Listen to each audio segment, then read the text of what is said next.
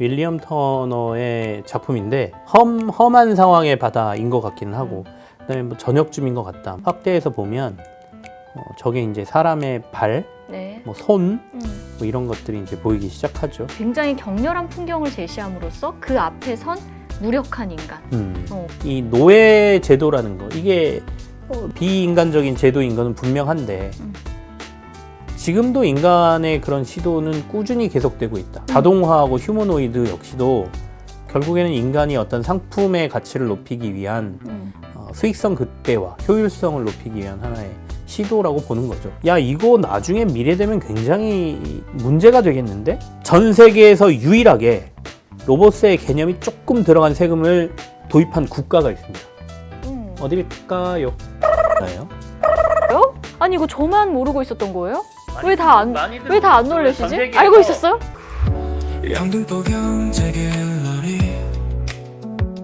미술 속에서 발견하는 경제 이야기, 오늘도 한번 김큐님과 이야기를 나눠보겠습니다. 오늘 소개할 작가는요? 윌리엄 터너, 우리가 한번 얘기한 적 있죠. 네. 영국의 유명한 국민화가. 화가. 네. 윌리엄 터너의 작품인데 아마도 이세라 작가는 이 그림 아실 것 같아서 네. 전 또 몰라야 되는데. 그러니까요. 무엇을 그렸을까라고 딱 물어봐 주셨는데 답하지 말아요. 알겠습니다. 아니 왜 불렀어요? 말 못하게. 아니. 일단은 이 방송 보시는 분들도 그림을 보면서 한번 고민을 하셔야 될 거 아니에요. 이 그림이 뭘까에 대해서. 근데 일단은 바다는 그린 것 같고. 그렇죠. 그죠. 뭔가 그 태풍이나 뭐 이런 게 온 것 같은 바다. 네. 그러니까 험한 상황의 바다인 것 같기는 하고. 그다음에 뭐 저녁쯤인 것 같다. 뭐 이 정도는 그림을 보면서 느낌이 좀 있잖아요. 네. 근데 이 그림의 제목은 알고 계시잖아요. 아니 근데 김큐님 네. 나한테 뭐라고 하지 말고 지금 김큐님도 머리로 배운 지식으로 지금 말하는 것 같은데 아니 봐봐요. 네. 저거 바다로 안 볼 수도 있잖아요. 물론 저 그런가요? 뒤에 있는 게 그 네. 약간 배 형상이어서 이제 네, 그럴 네. 수도 있지만 만약에 범선 저거를, 같은 게 보이잖아요. 그렇죠. 근데 만약에 저거를 네. 배로도 사실 이지러진 형태이니까 네. 그렇게도 안 보인다라고 하면 뭘로 봐요, 저물어 그러면? 가는 막 들판 같지 않아? 아, 그럴 수도 아니 아니, 바다야. 그건 아니야. 아 그건 아무리 아니야. 봐도 바다야. 아무리 봐도 바다인가? 들판으로도 볼 수 있을 것 같은데. 그러니까 어쨌든 그냥 이 그림은 네. 제목을 봐야 이제 뭔가가 더 이렇게 확실히 오는 네. 그림이잖아요. 제목도 한번 보여주시죠. 우리 제목은 슬레이브십이니까 노예선이죠. 노예선. 네. 조세프 말로드 윌리엄 터너가 그린 노예선이라는 작품인데 왜 이게 노예선이야? 라고 생각하고 그림을 조금 더 자세히 보면 이 앞쪽, 아래쪽에 그려져 있는 물에 뭔가가 이렇게 그려져 있잖아요. 네. 이걸 좀 가까이 가거나 확대해서 보면 저게 이제 사람의 발, 네. 뭐 손, 뭐 이런 것들이 이제 보이기 시작하죠. 그러니까 쇠고랑이 차져 있는 네. 뭐 이런 사람들. 그러니까 역사적인 사건하고 관련이 있는 건데 이 배에 타 있던 노예들을 바다에 수장시키는 뭐 이런 것들을 그려놓은 그림이잖아요. 그래서 굉장히 끔찍한 일을 그린 역사화라고 볼 수도 있고, 뭐 그걸 고발하기 위한 일종의 고발화라고 볼 수 있고. 그래서 이 그림을 이 윌리엄 터너가 처음에 전시를 할 때 옆에 본인이 쓴 자작시를 같이 전시를 했다고 하거든요. 네. 지금 이게 이제 자작시인데 희망의 오류라는 시를 옆에 같이 이제 적었다고 해요. 그러니까 이 시를 한번 읽어보면 모두 높이 들라 돛대를 올리고 밧줄을 잡아라. 저 멀리 노랗게 지는 해와 사나운 구름이여. 태풍이 온다 태풍. 이것들이 가판을 휩쓸기 전에 바다로 던져라. 죽은 자와 죽어가는 자들을 그들의 사슬에 신경 쓰지 말라. 희망아 희망아 그릇된 희망아 이제 너희의 시장은 어디에 있는가. 그러니까 여기서 시장은 뭐 가치 뭐 너희들의 가치가 어디에 있냐 뭐 이렇게 되묻는 거라는데 그러니까 이 당시에 그러니까 이 사건이 그 종이라는 배 이름이 종이에요. 종. 네. 종호 학살 사건 이렇게 얘기하거든요. 그러니까 영국 리버풀 상단이 소유했던 노예선이고 1781년 11월에 가나에서 자메이카로 운항하던 중에 네. 많이들 알고 계시지만 노예선에 노예들을 너무 많이 실었다는 거잖아요. 네. 그 뭐 그림도 있잖아요. 옛날 네. 그림. 그러니까 서로 발 얼굴 이렇게 해가지고 네. 꽉꽉 채워가지고 이제 거의 상품이니까 그 당시에는 상품 최대한 많이 실어서 배로 옮겨 놔야 본인들이 이익을 크게 보기 때문에 원래 실을 수 있는 수용 인원의 2배 이상을 실었고 이때 400명이 넘는 아프리카 노예를 이 배에다 싣고 가다가 이제 열악한 환경, 위생 뭐 이런 것들 때문에 질병이 돌았고 이제 거기서 노예들이 죽기 시작했죠. 60명 정도의 노예가 죽었다고 하는데 선원도 한 7명 정도 죽었대요. 근데 이때 선장이 판단한 게 뭐였냐면 그 당시에 보험회사들이 그러니까 네. 이제 앞서 우리가 그림 얘기하면서 암스테르담에 뭐 그 주식시장이 처음 열린 이유도 이런 노예선 같은 거 선박 운항을 해야 되는데 돈이 필요하잖아요. 네. 그러려면 그 돈을 미리 땡긴 거잖아요. 투자자들한테 그렇죠. 받아서. 네. 그러면 이 배가 어디까지 가서 물건 싣고 돌아오는 데까지 성공하느냐 마느냐 이걸 또 보험회사가 중간에 끼어들어서 보험을 어느 정도 해주고 뭐 이런 시스템이 그때 만들어진 거거든요. 네. 근데 그 당시에 보험사들이 어떤 규정을 가지고 있었냐면 노예가 질병에 걸린 거는 보상을 안 해주고 노예가 사망하면 보상을 해줬어요. 말 그대로 물건인 거예요. 네. 그러니까 물건이 완전히 손실이 되거나 물건이 없어지면 거기에 대한 보상 규정은 있었는데 노예가 그냥 살아 있으면 그럼 너 아직 살아 있잖아, 저 노예가. 그리고 보상을 안 해준 거죠. 그러니까 이 사람이 그럴 바에야 우리가 이렇게 많은 사람이 지금 전염병 걸리고 그랬으면 차라리 죽었다고 하고 하는 게 우리한테 이익이다라는 판단 안에 무려 130명이 넘는 노예를 바다에 던져서 와. 살해한 사건입니다. 근데 이들이 돌아와서 식수가 부족해서 노예들이 죽었고 어쩔 수 없었다라고 변명을 해요. 그래서 1차 소송에서 얘네들이 보험금을 탑니다. 이겨요. 네, 이기고요. 근데 실제로 돈은 나가지 않았고 나중에 이제 2차 소송에서 얘네들이 지면서 실제로 선박 안에 식수는 충분했고 이런 일들이 이제 밝혀지면서 노예제도 폐지로까지 이제 네. 얘기가 나오는 굉장히 역사적으로 중요한 사건인데 그 사건을 고발하듯이 그리고 그 옆에 자신의 자작시까지 윌리엄 터너라는 작가가 그렸던 그림이 앞에 바로 우리가 이 봤던 노예선이라는 노예선. 그림이죠. 네. 터너의 그림은 참 네. 이런 어떤 역사적인 그 사건들을 쭉 소개를 해주셨는데 만약에 근데 이런 것들을 모르고 그죠. 봤다라고 해도 터너의 작품은 그 다른 의미로 사람의 좀 마음을 울리는 게 있잖아요. 그 터너를 낭만주의의 대가라고 부르는 이유 중에 하나가 터너의 작품 앞에 설면 어쨌든 인간의 감정을 움직이는 풍경화를 그리거든요. 그러니까 뭐 사실적인 풍경화 이렇다기보다는 말 그대로 마음을 터치하는 거예요. 근데 어떤 식으로 터치하냐라고 하면은 지난 시간에도 한번 제가 비슷한 이야기를 한 적이 있는 것 같은데 굉장히 격렬한 풍경을 제시함으로써 그 앞에 선 무력한 인간, 고독한 나 자신, 아무것도 할 수 없는 이런 어떤 심상들을 자아내는 거죠. 저 노예선이라는 작품도 저는 이제 그런 식으로 처음에 이해를 하고 받아들였던 작품 중에 하나입니다. 네. 터너 작품의 특징이 전형적인 특징들이 다 들어가 있는 그런 작품이라고 할 수가 있죠. 영국의 국민화가라고 지난번에 네. 표현을 해주셨어요. 네. 그죠? 굉장히 이른 나이에 성공을 했던 사람이고요. 근데 이 사람이 이발소집 아들이었어요. 아 그래요? 그건 몰랐어요. 네. 이발소집 아들이었고 뭐 10살도 되기 전부터 이미 너무나 그림을 잘 그렸기 때문에 이 아들의 재능을 알아본 아버지가 이발소를 자신의 사업장이자 그 아들의 작품을 전시해 놓는 전시 공간으로 사실은 꾸민 거예요. 근데 유명한 뭐 좀 부유층이나 이런 사람들이 왔을 때 네네. 터너의 작품을 실제로 사가기도 하고요. 이러면서 어릴 때부터 그림으로 돈을 벌었던 거죠. 그래서 야, 훌륭한 아들이네. 훌륭한 아들입니다. 우리 아들도 뭐라도 그려보라고 좀. 요 뒤에 이젤 있는데 이거 가져다가 집에 나타나야 돼. 한번 재능을 네. 봐보셔도 좋아요. 왜냐면 아빠 닮았으면 없을 아닐까요? 가능성이 높아요.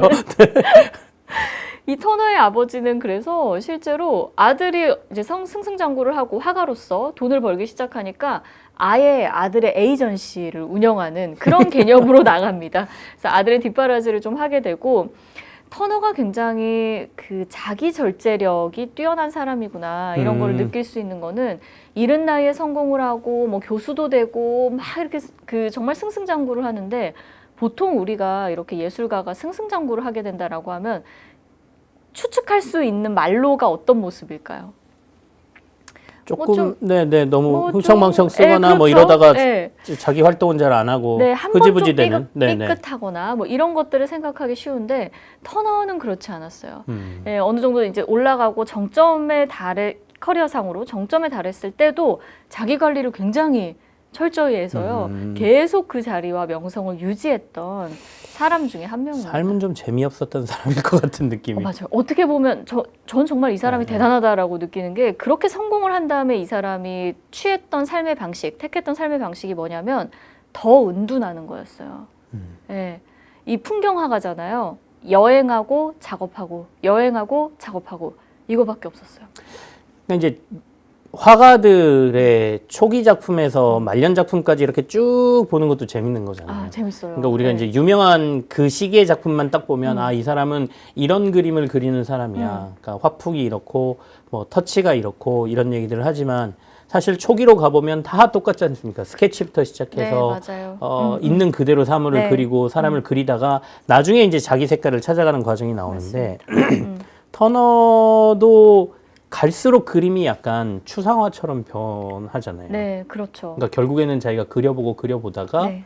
그러니까 아까 노예선이라는 작품도 사실은 아주 초기 작품은 아니고 후기 작품 정도로 봐야 되는데 점점 더 그러니까 아까 우리가 이게 바다예요 아니에요 이런 것처럼 네. 그러니까 뭔가를 뭉개서 있는 듯 없는 듯 네. 이렇게 표현하는 작품으로 변하는 것 같다는 생각도 들어요. 네.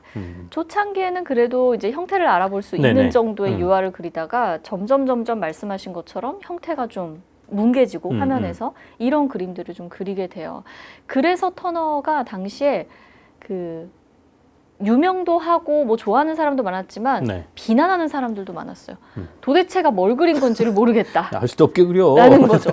그러니까 노예선이지만 우리 딱 봤을 때 노예가 어딨어? 이렇게 되는 거잖아요. 네. 그게 또 터너 작품의 저는 매력이라고 생각해요. 모든 것을 다 보여주지 그러니까요. 않는. 있는 그대로 그렸으면 유명해지지 않았겠죠. 네. 더 들여다보게 만드는 그게 이제 터너 작품의 매력이 아닐까 싶고 어찌나 자기 관리를 잘하고 어찌나 그 은둔을 했던지 네. 이 사람이 공식적으로는 평생 독신이었지만 사실은 자식이 있다는 것이 죽은 뒤에야 밝혀졌던 그런 사람이기도 오, 합니다. 자기 관리의 끝판왕. 이거는 뭐 그냥 이야, 대단한 거죠. 죽을 네. 때까지도 스캔들이 알려지지 네. 않았다. 그러니까 그만큼 어떤 알고 봤더니 자녀도 한둘이 아니다 이런 거 아니에요? 대중과 거리를 뒀던 네, 그런 사람이기도 합니다. 대외 활동과는 좀 거리가 있었던. 그러니까 우리가 좀 알려지기 시작하는 연예인들이나 유명인들의 어려움이죠. 그러니까 사생활이 전부 오픈되고 자기의 활동과 사생활이 가치 평가를 받는다는 게 네. 굉장히 어려운 건데 그래도 참 관리를 잘했다라는 생각이 드네요. 그러니까 맞습니다. 우리가 이제 노예선이란 그림을 보면서 이제 노예 이 사건, 역사적인 사건에서 가져오는 충격적인 거. 네. 그러니까 저도 이 그림을 접하고 이 종호 학살 사건이라는 걸 그 이후에 알았고 네. 도대체 어떤 일이 벌어졌나를 봤더니 그 안에 이제 보험이라는 제도, 그다음에 초기 보험 시장에 있었던 여러 가지 문제. 지금도 보험 시장에는 이런 일들이 벌어지죠. 그러니까 이렇게 뭐 살인 사건하고 결합된 거 말고 네. 우리가 이른바 보험 사기라고 일종의 보험 사기잖아요. 네. 그러니까 지금도 TV 뉴스에 많이 나오지 않습니까? 우리가 일부러 교통사고 내는 것처럼 꾸미고 해서 보험 사기 때문에 이런저런 문제가 있다는 게 뉴스를 타고 있으니까 뭐 우리가 세금에서도 얘기했지만 인간의 심리는 예나 지금이나 돈을 쫓는 심리는 똑같다라는 거고 그게 이제 법을 기준으로 해서 규정과 법을 기준으로 해서 넘나들고 있다. 라고 보시면 되고 여기서 이제 경제적으로 우리가 조금 더 봐야 될 것은 이제 노예제도죠, 노예제도. 그러니까 이 당시에 이른바 삼강무역이라고 했던 것들. 네. 그러니까 영국을 중심으로 한 유럽의 강대국들이 이 아프리카하고 뭐 아시아나 이런 데를 이어가면서 사실은 삼강무역이라는 걸 했고 그 대표적인 게 담배, 목화, 뭐 사탕수수, 사탕수수는 이제 설탕이잖아요. 뭐 카카오 커피까지. 그러니까 아프리카에서 대규모 노동력을 거의 공짜로 가져와서 노예라는. 네.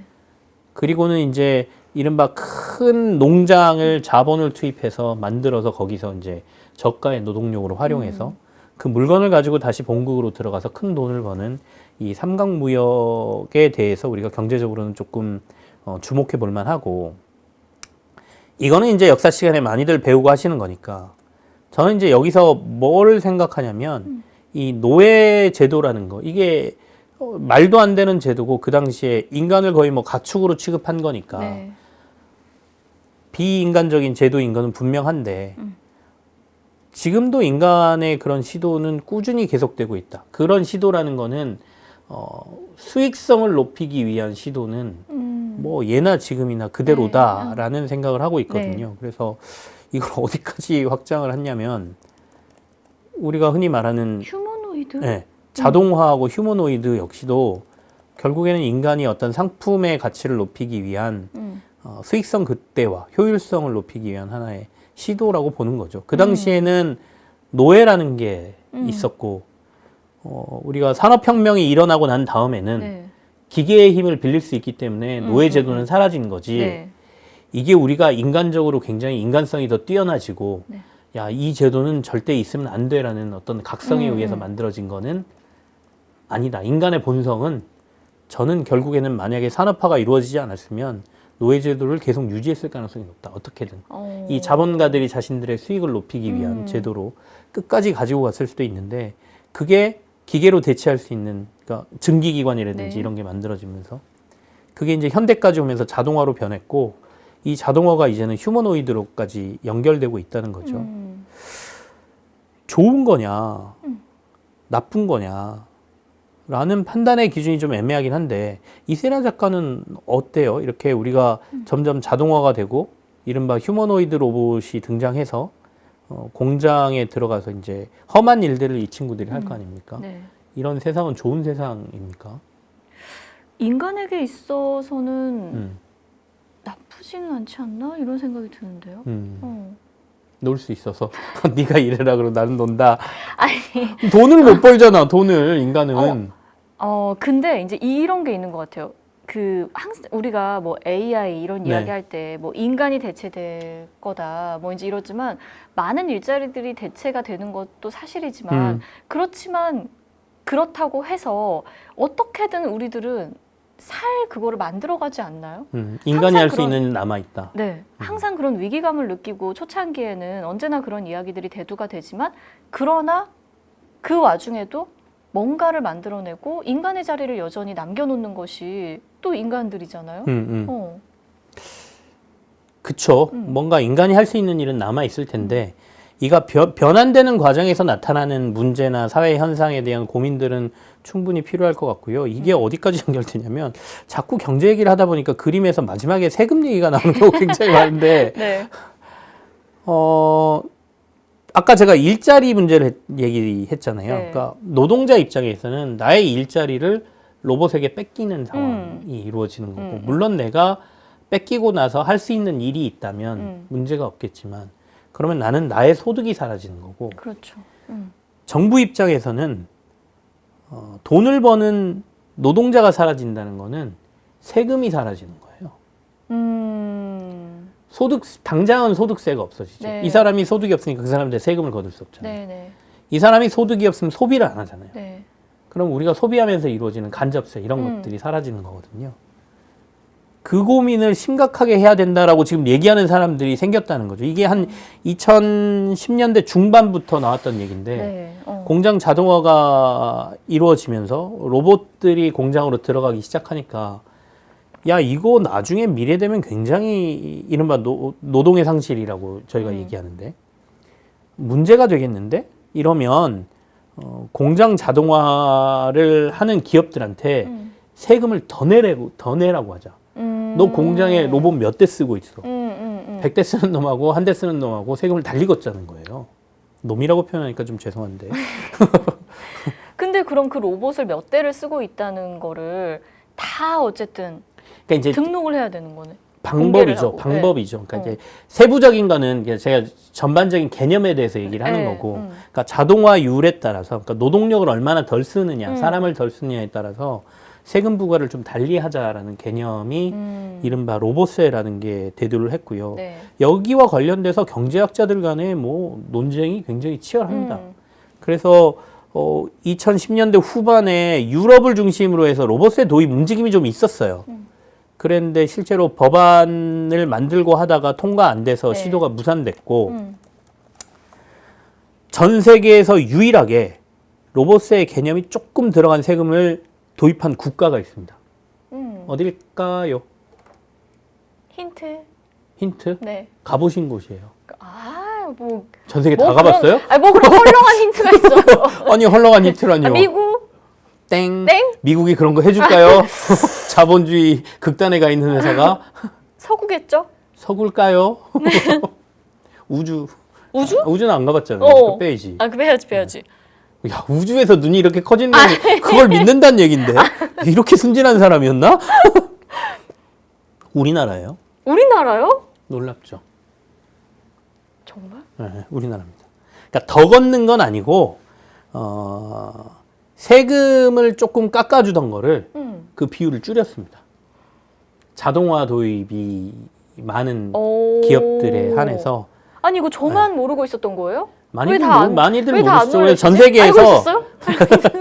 전 세계에서 이 로봇세 개념을 처음으로 약간이라도 세금 체계 안에 넣은 나라가 우리나라다. 와 재밌다. 근데 뭐 아주 조금이니까. 네네. 그러니까 이제 고민을 해야 될 부분인 거는 같아요. 그러니까 아까 말한 대로 우리가 인간이 로봇에게 일자리를 주고 우리는 우리가 할 일이 분명히 있고 더 부가가치 높은 일을 해야죠. 그거는 분명한데 그 과정에서 일어나는 여러 가지 사회 현상이 다들 좋을 것 같지만 결국엔 로봇을 처음에 도입할 때 물론 돈을 더 많이 쓰는 기업들이 비용 지출은 많이 하지만 그리고 난 다음에 자동화된 공장에서 계속해서 일어나는 부는 그 공장을 소유하고 있는 소유자들, 그 다음에 자본을 같이 투입한 금융가들, 이른바 주식시장에서 그 회사 주식을 갖고 있는 사람들, 이런 사람들에게 배분되게 돼 있거든요. 지금은 노동자가 같이 이익을 배분받잖아요. 근데 이제는 그 노동자가 로봇이기 때문에 그렇게 된다라고 하면 과연 이 사회가 지속 가능하게 돌아가려고 하면 우리가 거기와 관련된 뭔가 새로운 시스템과 개념을 도입해야 되는데 그 중에 하나가 로봇세라는 거죠. 말이 로봇세지 우리 사회가 아까 말한 대로 지속 가능하게 돌아가려고 하면 지금 생각하는 우리의 시스템과는 네. 다른 뭔가의 시스템이 도입돼야 된다는 생각들을 하고 있는 그래서 계속된 논의가 있어요. 그러니까 우리가 소득세라는 걸 만들고 법인세라는 걸 만들어 놓고 그런 걸 걷어서 국가가 그걸 재원으로 국가를 돌리고 사회가 계속 인프라도 투자하고 하면서 갈 수 있게 만드는 것처럼 이제는 뭔가 그 안에 다른 개념이 들어가야 된다. 그러니까 법인세 안에 이런 자동화율이나 이런 것 때문에 발생하는 사회적 문제를 그 이익이 너무 그쪽으로 쏠리는 문제를 해결할 수 있도록 뭔가 체계가 들어가야 된다는 게 로봇세니까 재밌죠. 그러니까 BQ는 어떻게 생각? 찬성? 네, 저는 일부 찬성. 일부 찬성. 그러니까 노예제라는 게 일방적으로 비인간적으로 쟤네들을 공짜로 가져다 쓴 거니까 네. 사실은 그 당시에 생명은 있었지만 로봇이나 다름없는 거죠. 자기들은 공짜로 쓴 거거든요.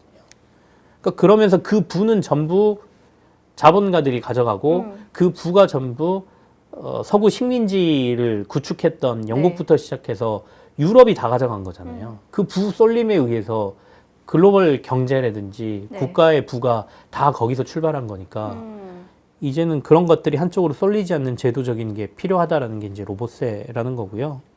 로봇 얘기가 나왔으니까 하나 더 해보면 로봇의 선두주자는 테슬라 아닙니까? 테슬라. 그렇죠. 네. 네. 이 일론 머스크라는 사람이 굉장히 대단하다는 평가를 받는 게 물론 전기차 회사라고 생각하시는 분들도 많지만 이제는 이제 일론 머스크가 생각하는 테슬라는 전기차 회사가 더 이상은 아니고 전기차는 말 그대로 로봇의 한 종류거든요. 그러니까 차의 모양을 갖춘 로봇. 자율주행까지 하면 진짜 로봇인 거죠. 두뇌는 데이터 센터에 있는 AI 컴퓨터가 가지고 있는 거고 그 통신에 의해서 얘는 사람들을 실어 나르고 자유롭게 돌아다니는 하나의 로봇, 자동차 모양의 로봇인 거고 공장 안에서는 이른바 옵티머스라고 하는 테슬라가 만든 인간 모양의 로봇이 일을 네. 하고 있을 테고 지금 구상은 100% 공장 자동화를 한다는 거잖아요. 저 로봇들 넣어서 네. 사람은 진짜 몇 명 들어가지도 않는 테슬라의 기가팩토리 안에는 로봇들이 일하는 공장으로 만들고 마지막 단계는 이 로봇을 화성으로 보낸다는 거잖아요. 네. 그 얘기 들어보셨죠? 네. 네. 그러니까 인간이 가서 외계에서 일하기에는 인간이 살 수 있는 환경인지 아닌지 모르니까 네. 그 터프한 환경에 로봇을 보내면 되지. 거기 가서 로봇이 공장 짓고 거기서 로봇이 일하고 거기서 물건 생산해서 가져오겠다라는 꿈을 꾸고 있는데 그게 왠지 될 것 같다. 왠지 될 것 같다. 저도 될 것 같아요. 그죠? 아까 저한테 저런 세상이 오면 네. 좋을 것 같냐 안 좋을 것 같냐 뭐 이제 이런 걸 물어보셨잖아요. 근데 여기까지 이제 얘기가 오고 저는 드는 생각이 좋냐 안 좋냐가 뭐 중요한 것이 아니고 거스를 수 없다. 이제 이런 변화나 이런 것들을 거스를 수 없다. 그래서 인간이 선택할 수 있는 방법은 그냥 이 흐름을 받아들이고 네. 어떻게 하면 생존할 것인가를 생각하는 것이지 이게 옳으냐 그르냐 사실은 이 판단이 아닐 수도 있겠다라는 생각이 좀 들어요. 그러니까 이제 갈 수밖에 없다라고 하면 그 안에서 우리가 인간답게 살 수 있는 방법을 찾아야 되는데 그렇죠. 그 고민이 네. 필요한 거겠죠. 그게 이제 사회 제도적으로 아까 말한 뭐 로봇은 하나의 예일 뿐이고 그 외에 다른 것들 그러니까 지금까지 우리가 살아왔던 기준에서 다른 기준들 시스템들이 필요할 것 같다라는 고민을 뭐 저보다 똑똑한 분들이 많으니까 하고 있고 그런 것 중에 하나가 이제 로봇이라는 얘기를 드린 거고요. 테슬라는 100% 자동화된 테슬라 공장을 외계전함이라고 불러요. 외계전함? 네, 네. 네. 그러니까 지금까지 우리가 한 번도 보지 못한 네. 어떤 그런 환경의 공장이다. 그러니까 외계에나 존재할 것 같은 그런 공장이다. 그래서 외계전함이라고까지 부르는데 정말로 세상이 어디까지 변할지 네. 모르겠습니다. 전 이것도 궁금하네요. 네. 저런 존재라고 해야 될지 뭐라고 저런 어떤 그 존재들을 보면은 어떠세요? 뭐 거부감이 드세요? 전 무서워요. 무서우세요? 네, 전 무서워요. 이게 감성의 차이인가? 네. 하여튼 뭐 개인의 차이일 수도 있고 세대의 차이일 수도 아니 나랑 뭐 얼마나 차이 난다고 좀 차이 나잖아요. 선배님. 깝시다. 차이일 수도 있는데 네. 저는요 되게 친구 같아요. 아 그래요? 네. 혹시 로봇이에요? 집에 로봇 청소기 있어요? 로봇 청소기 로봇 청소기 없어요. 하나 이게- 선물해줘요. 아이 저보다 선배님. 이게 로봇 청소기가 저는 이제 집에 있는데요. 한 번씩 얘가 길을 잘못 들어가지고 어디 다른 데 가서 빠져 있을 때가 있어요. 그리고 계속 파닥파닥거리고 막 이럴 때가 있단 말이에요. 저는 그거를 보잖아요. 막 안쓰럽고. 진짜로. 근데 어느 날 보면은 또 자기가 장애물을 스스로 딱 넘어가지고 딱 나와 있어요. 그러면 아 진짜 거짓말이 아니고 너무 기특하고 너무 울컥하고 아 정말 내 새끼가 뭔가 그 걸음마를 한 것처럼 네. 이런 느낌이 든다니까요. 로봇이 낯설지가 않아. 뭐 무섭다거나 이런 감정이 아니에요. 뭐 로봇 청소기 보고 무섭다는 느낌을 받는다 그런 얘기는 아니고. 예를 들면 예를 그런 건 들면. 아니고요. 그러니까 이제 개발 속도를 보면서 무서운 거예요. 개발 속도를 보면 네, 발전하는 그러니까 이제 속도를 우리는 보면 그 외신이나 뭐 이런 걸 통해서 그리고 테슬라나 뭐 이런 것들이 개발하고 있는 휴머노이드 로봇의 발전 속도를 그런 걸 통해서 보잖아요. 네. 그러면 처음에 이 안에 사람 들어가가지고 했다 그래갖고 욕 엄청 먹었잖아요. 그리고 나서 불과 1년 안에 움직이는 모양이라든지 뭐 춤을 추는 거라든지 네. 하는 모습들을 보면서 사실은 이 껍데기를 만드는 기술은 그렇게 예전부터 하드웨어는 어려운 건 아닌데 자본만 투입한다 그러면 기술적으로 하드웨어를 만드는 건 그렇게 어렵진 않다라고 봤고 중요한 거는 두뇌죠, 두뇌.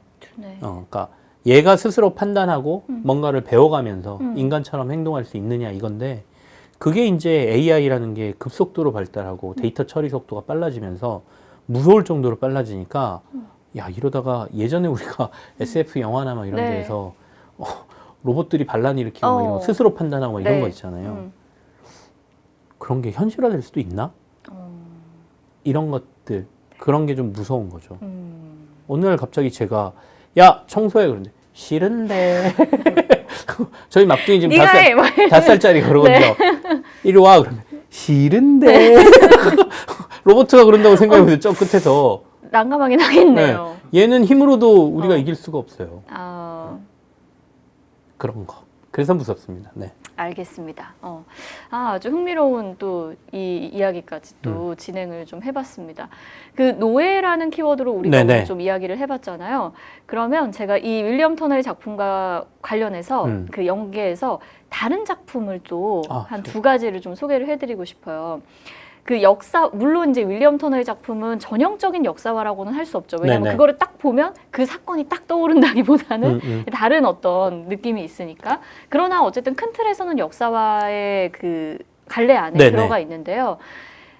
프랑스 작가 중에 테오도르 제리코라는 작가가 있는데 이 사람이 그린 메두사의 뗏목이라는 작품이 있어요. 루브르에 소장이 되어 있는 작품인데 이 작품도 역사화이고 실제 일어났던 사건이에요. 이거는 이제 노예선은 아니지만 네네. 메두사호에 탑승을 했던 군함이거든요. 탑승을 했는데 이 세네갈 근처에서 이 배가 난파를 당해요. 근데 여기에서 선장을 비롯해서 좀 군인들이나 고위층들은 바로 구명함을 타고 탈출을 하거든요. 처음에는 신분이 낮은 사람들도 같이 구명함을 타고 탈출을 했어요. 그러니까 정확히 말하면 구명함에 이 사람들이 탄 뗏목을 묶어준 거죠. 근데 이 난파 기간이 길어지고 포류하는 기간이 길어지니까 이 뗏목을 잘라버립니다.